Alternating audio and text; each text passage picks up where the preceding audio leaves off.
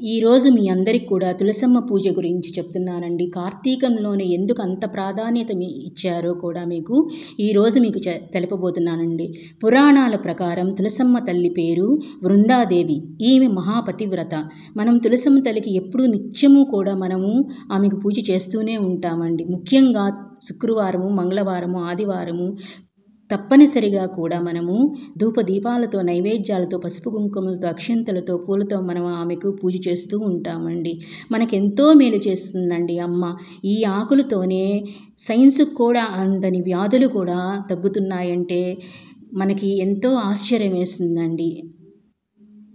అసలు సైన్స్కి కూడా అందని వ్యాధులను కూడా నయం చేసే శక్తి ఈ తులసమ్మ తల్లి దళాలకు ఉంది. అలాగే పూర్వం చూసుకుంటే పురాణాల ప్రకారం వృందాదేవి అంటే మన తులసమ్మ తల్లి జలంధరుడి భార్య. ఆమె మహాపతివ్రత ఇల్లాలు. ఆమె పాతివ్రత్యం కారణంగానే జలంధరుడికి మహాశక్తి వచ్చిందండి. ఆయన ఒక వరం కూడా పొందాడు. ఎందుకంటే ఆ పాతివ్రత్యం కారణంగానే ఆయనకి ఆ శక్తి వచ్చింది. అతను మరణం అనేదే లేదండి. ఆమె పాతివ్రత్యం ఉన్నంత వరకు కూడా అతనికి మరణం అనేదే లేదు, అపజయం అనేదే లేదు. దేవతలతో యుద్ధం చేసినా కానీ, ఎక్కడికి వెళ్ళినా కానీ, ముల్లోకాలలో ఎక్కడికి వెళ్ళినా కానీ అతనికి అపజయమే లేదండి. దీని కారణంగా అతను గర్వంతో విర్రవీగుతూ అందరినీ కూడా బాధ పెడుతూ ఉన్నాడండి. ఈ బాధలను భరించలేక దేవతలందరూ కూడా విష్ణుమూర్తి దగ్గరికి వెళ్ళి మొరపెట్టుకున్నారు. హరిహరులు ఇద్దరూ కూడా మాట్లాడుకొని ఈ జలంధరుని ఎలా మట్టు పెట్టించాలి అనే ఆలోచనతో విష్ణుమూర్తి జలంధరుడి వేషంతో వృందాదేవి దగ్గరికి వెళ్తాడండి. వృందాదేవి అంటే మన తులసమ్మ తల్లి.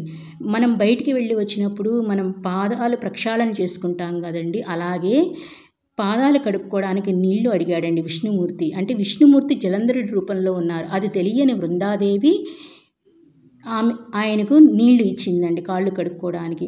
దానివల్ల ఆమె పాతివ్రత్యం కాస్త భంగపడేసరికి అతనికి మరణం తప్పక ఈశ్వరుడు అతన్ని సంహరించేశాడు. ఎందుకంటే ఆమె పాతివ్రత్యం ఉన్నంతవరకే అతనికి అపజయం అనేది లేదు. ఆమె పాతివ్రత్యం ఎప్పుడైతే భంగపడిందో అతనికి మరణం అనేది తథ్యమైందండి. శివకేశవులు ఇద్దరూ కూడా అతన్ని మట్టుబట్టించారండి.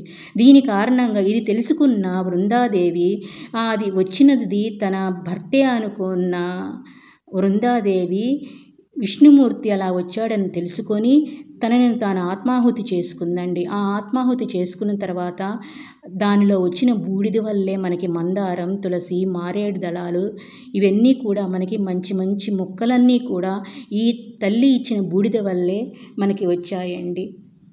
ఇలాగా జలంధరుడి మరణంతో ఆమె భంగపడిన పాతివ్రత్యం వల్ల విష్ణుమూర్తికి ఆమె నువ్వు సాలగ్రామ శిలగా మారిపోవగా కానీ తులసమ్మ తల్లి ఆయనకి అంటే వృందాదేవి అతనికి శాపం పెట్టిందండి. అలాగే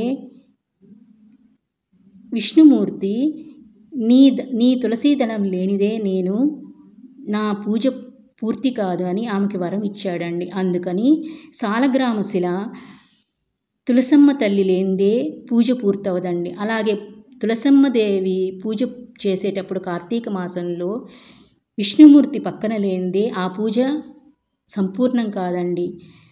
ఇదే మనకి పురాణాల గాథ ప్రకారం